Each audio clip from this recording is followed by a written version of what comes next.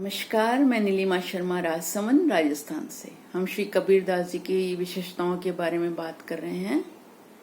एक प्रश्न उठ रहा होगा कि तमाम सूचनाएं उनसे संबंधित तो आजकल मीडिया में भी है, पाठ्यक्रम में भी पढ़ाया जाता है, फिर और विवेचन की क्या आवश्यकता है। तो विनम्रता से निवेदन करूंगी कि विवेचन के साथ धारण की भी आवश्यकता है। उनकी ज्ञान की बातें, उनके दोहे तो जग प्रचलित हैं और हम आए दिन पढ़ते सुनते भी आते हैं। उनकी प्रशंसा करते हैं, उनको मानते हैं, उनको पूजते हैं, बहुत अच्छी बात है। पर अब वक्त है उनकी बातों को का मनन करके, उनके ज्ञान का मनन करके हम अपने व्यवहारिक जीवन में उसको अपनाएं, उसकी धारणा करें। तो चलिए उनकी दूसरी विशेषता के बारे में बात करते हैं। पहली विशेषता हमने बताई थी, वो शाश्वत प्रेम को मानते थे। उनकी दूसरी विशेषता है वो अद्वैतवादी थे और वो निराकार सत्ता को मानते थे। भक्ति काल में दो तरह की विचारधाराएं प्रचलित थी, एक निर्गुण को मानने वाले लोग और दूसरा सगुण को मानने वाले लोग। निर्गुण निराकार सत्ता को मानना और सगुण में साकार सत्ता को मानते थे। अब निर्गुण में भी दो भेद हैं, एक ज्ञान मार्ग और दूसरा प्रेम मार्ग या भक्ति मार्ग। कबीरदास जी को ज्ञान मार्गी कहा जाता है और वो उनका प्रमुख सिद्धांत अद्वैतवाद था, जो निराकार सत्ता को मानते थे और उनके अनुसार जीव और परमात्मा में कोई भेद नहीं है। उसी तरह जगत और ब्रह्म में भी कोई भेद नहीं है।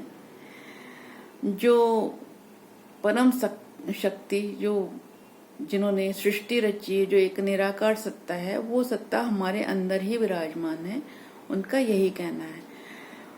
कबीरदास जी स्थूलता में नहीं जाके सूक्ष्मता में जाते थे। सूक्ष्म और गूढ़ता उनमें कूट कूट के भरी हुई थी, इसलिए वो और सत्य के पुजारी थे। वो सत्य पर ठहरते थे, सत्य को देखते थे, सत्य के पर आस्था करते थे।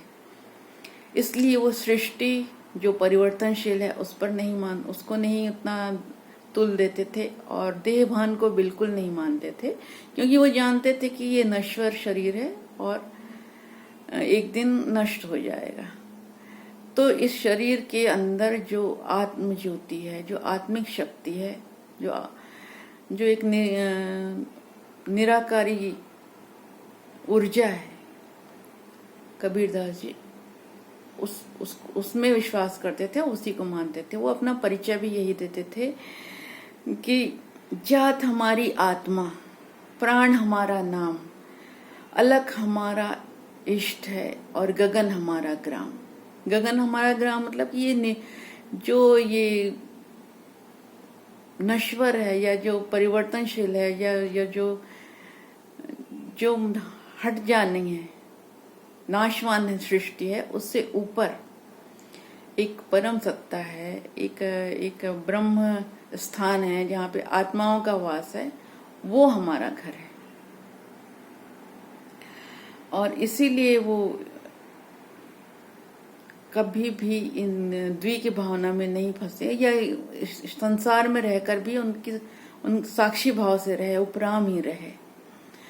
ईश्वर को अपने अंदर ही मानते थे। वो कहते थे कि जैसे फूल में सुगंध, जैसे तिल में तेल, जैसे बूंद में सागर समाता है, उसी तरह ईश्वर हम में ही समाये हुए हैं, हमारे अंदर ही बसे हुए हैं। उनका इसी वजह से वो जो धर्म और जाति पाति के नाम से या जो लिंग भेद होता था, द्वि की भावना, उसके वो सख्त खिलाफ थे। और जो हिंदू मुसलमान की लड़ाई उनके समय में शुरू हो गई थी, उससे भी वो काफी दुखी रहते थे। वो कहते थे कि हिंदू कहे मोहि राम प्यारा, तुर्क कहे रहीमाना, आपस में दोई लड़ मुए, मर्म न का हो जाना। सही बात है, वो देह भान में रहकर लड़ते रहे। धर्म तो इंसानों ने ही बनाया था, ईश्वर ने तो सबको एक ही माटी से गढ़ा हुआ है और एक ही ऊर्जा दी है, एक ही शक्ति दी है, एक आत्मिक स्थिति दी है, लेकिन इंसानों ने उसमें भेद करके सब जो जंजाल खड़े किए हैं वो इंसानों के खड़े किए हुए हैं, तो उससे वो अलग हटने की बात करते हैं कबीरदास जी, जो आज के समय में कितनी जरूरत है इस चीज की। द्वि की भावना खत्म हो जाए तो सारे फसाद ही खत्म हो जाएंगे।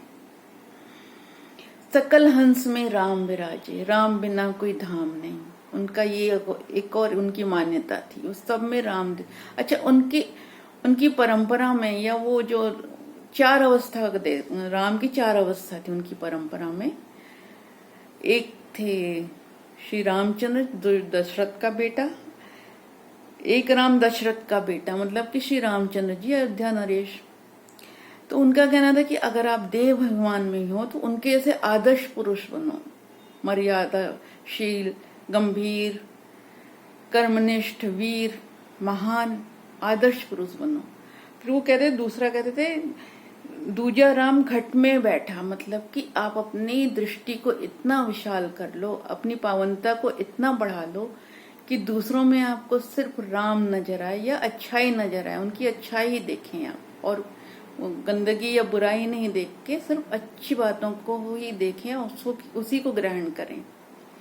तीजे राम का सकल बसारा, मतलब कि जो ऊर्जा के रूप में, जिन्होंने जो सृष्टि रचाई है, इन सब में राम को देखिए, उन्हीं का बसारा सुनिए। तो उनका कहना है कि आप कभी भी श्री राम निराकार सत्ता राम को आप अनुभव कर सकते हैं, उसकी अनुभूति कर सकते हैं, बशर्ते कि आप विकार से हटे, क्योंकि पूरी सृष्टि उन्हीं की रचाई हुई है और पूरी सृष्टि में वही समाये हैं। फिर कहते हैं चौथा राम सबसे न्यारा, मतलब वो निराकार सत्ता, निर्गुण सत्ता, निर्वैर, जिसको हम जान नहीं सकते, उनको मान सकते हैं। ये सबसे बड़ी बात है। हम ईश्वर को जानने की कोशिश करते हैं, वो ऐसे इस तरह से उनकी सत्ता है या उनकी विशालता इतनी है, जिनको कहते हैं कि अगम, मतलब कि जहां जा नहीं सकते, अकथ, जिसको कहा नहीं जा सकता, अजपा, जिसको जपा नहीं जा सकता। ये उस शक्ति की बात है, उस विशालता की बात है, जिसके बारे में हम सिर्फ यही कह सकते हैं कि उसको अनुभव करें, उनको जानने की कोशिश नहीं करें। और सत्य को तो हम कभी कौतूहल से जान भी नहीं सकते, उसके लिए प्यास चाहिए, उसके लिए पिपासा चाहिए, उसके लिए उत्कंठा चाहिए। तो ये पिपासा, ये उत्कंठा को जागृत करें अपन। कौतूहल से नहीं जान सकते आप ईश्वर को, आप शांत रह के अपने में ठहर कर और एक उनके प्रति लगन लगा के जान सकते हैं।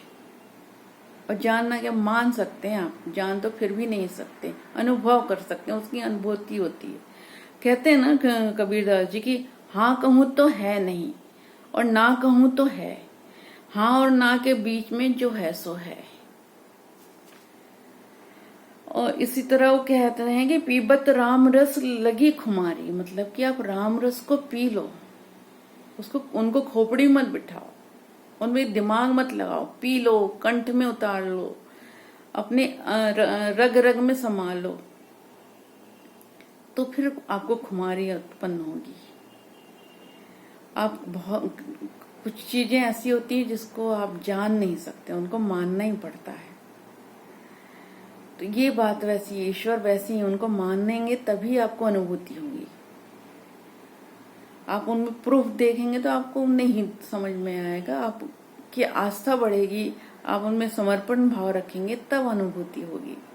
और खुमारी जो कहते हैं, खुमारी का अर्थ है होश और बेहोश के बीच की बात। ये अवस्था तभी आती है जब अपने में भरपूर होंगे आप। ये कोई नशे की बात नहीं है, ये कोई कमजोरी की बात नहीं है। होश में रहकर बेहोश रहो, मतलब कि होश में रहकर मस्त रहो और मस्त रहकर होश में रहो, ये बात है, ये अवस्था है कुमारी की।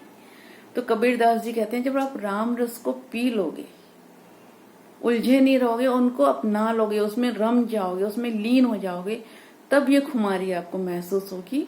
और इस खुमारी में रहकर आप एक अलग भाव महसूस करेंगे, एक विकार मुक्त स्थिति रहेगी और आप अलमस्त रहेंगे और आपकी क्षमता और आपकी अच्छाई बढ़ती जाएगी, आपकी आत्मिक अवस्था और सुदृढ़ होती जाएगी और आप खुशी और शांति महसूस करेंगे, जो आज के युग में कितना जरूरी है। इस चीज को हमें मानना चाहिए, इसमें हमें ध्यान देना चाहिए, ताकि हम अपने मानव जीवन को एक सार्थक लक्ष्य देकर और खुशी खुशी जीवन निर्वहन करें।